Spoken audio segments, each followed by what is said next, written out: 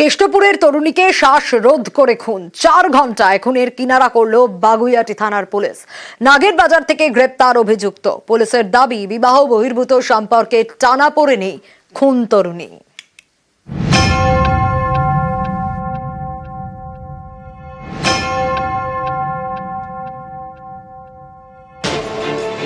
ঘরের মধ্যে মহিলার দেহ উদ্ধার। শুক্রবার রাতে এ নিয়ে চাঞ্চল্য ছড়ায় কেষ্টপুরের রবীন্দ্রপল্লীতে। নিহতের স্বামীর অভিযোগের ভিত্তিতে তদন্ত শুরু করে বাগুইআটি থানার পুলিশ। 4 ঘন্টার মধ্যে খুনের রহস্যের কিনারা। নাগের বাজার থেকে গ্রেপ্তার করা হয় নিহতের প্রেমিককে। যখন আমরা ইনফরমেশনটা পেলাম, সঙ্গে সঙ্গে উইথিন 4 আওয়ার্স এই মার্ডার কেসটা সলভ হয়ে গেছে। সোসাইটিতে ক্রাইম প্রিভেনশনের জন্য পুলিশটা কাজ করছে, but crime is inevitable in society. But যখনও ক্রাইমটা হবে, আমরা ডিটেকশনের জন্য যত তাড়াতাড়ি পসিবল আমরা ট্রাই করব। তো এই কারণে একটা মার্ডার কেস 4 ঘন্টার মধ্যে আমরা সলভ করে দিয়েছি। নিহত তরুণীর নাম অভিষিক্তা দে। 27 বছরের অভিষিক্তা পার্লার কর্মী। শুক্রবার রাতে সকাল থেকে তার সঙ্গে যোগাযোগ করা যাচ্ছিল না বলে দাবি পরিবারের। রাতে বাড়ি ফিরে তরুণীর স্বামী দেহ দেখতে পান। কোন কাজে গেছিল, আমার ছেলে বলো, মা তুমি ঘরে এসে দেখো, মা তুমি শিগগিরই আসো, আমার কাছে কেউ নেই, একা একা আমি এসেছি, দেখো কি অবস্থা, ঘরে ঝুলছে। উদ্ধার হয়েছে বললো কি ঝুলছে না, কি বললো আগে কাজ করতে এখানে বাবুঘাটিতে বিউটি পার্লারে চাকরি করতে, তারপরে কোনো ট্রান্সফার হয়ে গেছে, উড়িষ্যাতে কাজ করতো। এই 15 দিন অন্তর আসে। পুলিশের দাবি, 7 বছর আগে বাগুইআটির বুদ্ধদেব সাহার সঙ্গে তরুণীর বিয়ে হয়। তাদের 3 বছরের ছেলেও আছে।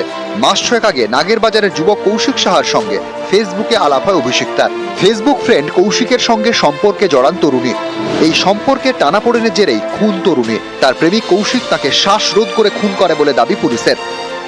এই মহিলার একটা ফেসবুক ফ্রেন্ড ছিল, এনার সঙ্গে একটা অ্যাফেয়ার ছিল, এই জন্য বাড়িতে একটু প্রবলেম ছিল। সে হাজব্যান্ড যাওয়ার পরে একটু অল্টারকেশন হয়েছে, তারপরে ওনাকে স্ট্র্যাঙ্গুলেট করে দিয়েছে। বাড়ির সিসিটিভি ফুটেজও আছে, আর এনার টাওয়ার লোকেশন কৌশিক সাহাটা ওখানেই ছিলেন, বিলটা কনফেস করে দিয়েছে।